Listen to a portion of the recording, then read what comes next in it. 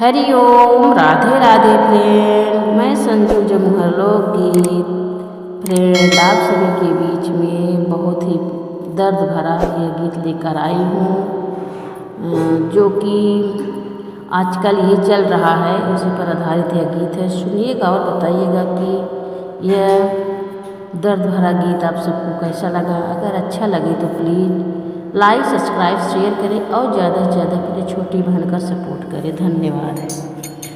अंगना दुआर बाटे लिहल पाई पाई हो, अंगना दुआर बाटे लिहल पाई पाई हो।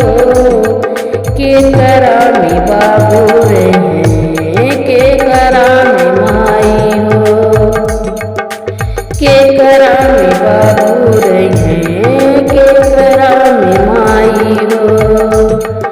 अंगना दुआर बाटे लेहल पाई पाई हो, अंगना दुआर बाटे लेहल पाई पाई हो। के करा में बाबू रहे के करा में माई हो, के करा में बाबू रहे के करा में माई हो। ई को बात भैया देत तू बताई हो, ई को बात भैया देत तू बताई हो। के करा में बाबू रहे के करा में माई हो, के करा में बाबू रहे के करा में माई हो। बाबूजी के जुगावल हर चीज भेट जई है, बाबू के जुगावल हर चीज बट जई है।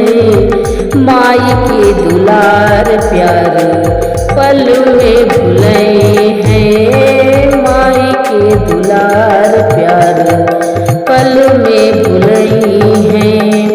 दुनिया में कैसे केहू लाल जनमाई हो, दुनिया में कैसे केहू लाल जनमाई हो। के करा में बाबू रहे के करा में माई हो, के करा में बाबू रहे के करा में माई हो। अपना माई बाबूजी के भैया देवाई हो, अपना माई बाबूजी के भैया देवाई हो। वो सही तोहार बिटवा करी है पछतैबा हो, सही तोहार बिटवा करी खूब पछतैबा हो।